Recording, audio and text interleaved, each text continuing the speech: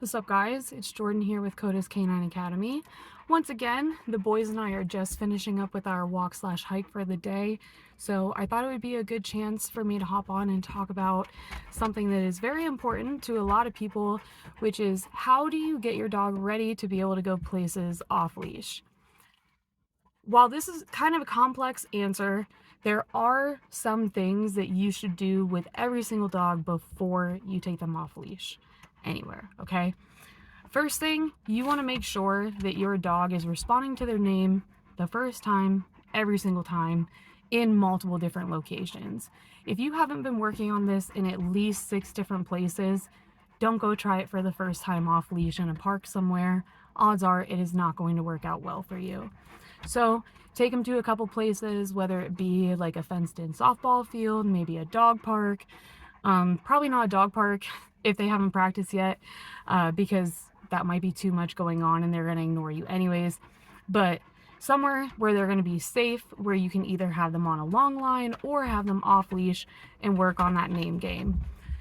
In addition to working on the name game, you're going to want to work on your recall. Again, if you have not already proofed your recall in at least 6 different places where you can control their confinement, don't go let them off leash for the first time and hope that they're going to have a strong recall.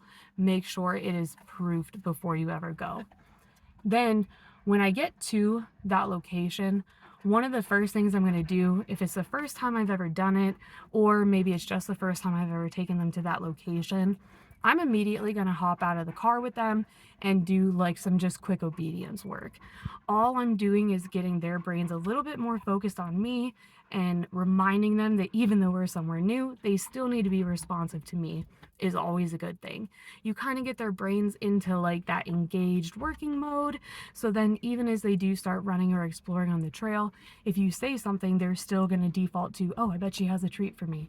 So if we can get them into working mode before we let them off leash and let them start running, that's always a good idea.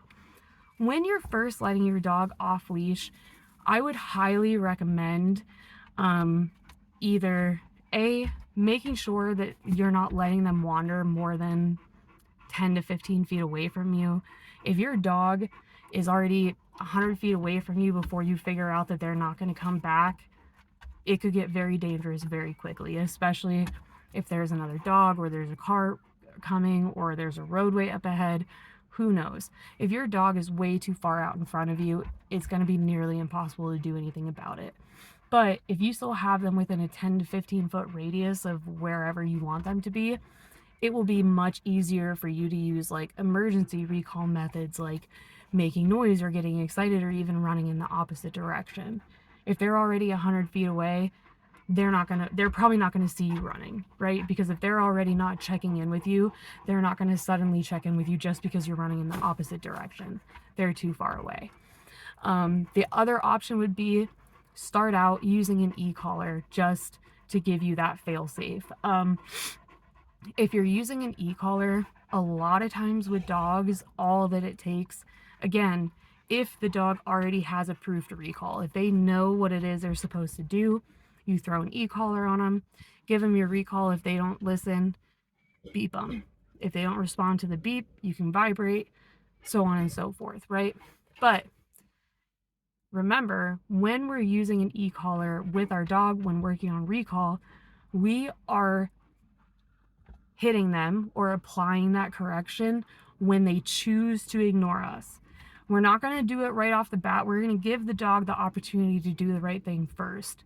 But if you say your dog's name, for example, let's say I say Bruce, and Bruce stops and he turns and he looks at me and I'm like, come.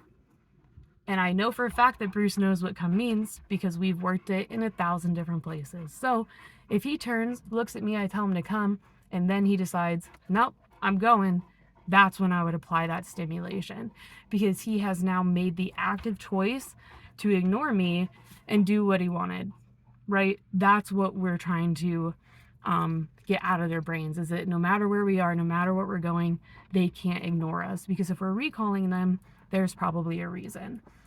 So after we've done all those things, The next thing that you have to keep in mind is where you're actually taking them, okay? The first couple times that you take your dog somewhere and you're doing these off-leash exercises, try to take them somewhere where there's not going to be a lot of people walking around, or there's not going to be a lot of dogs around, or, you know, heavy traffic or anything like that. The more distracting it is, the harder it's going to be for them.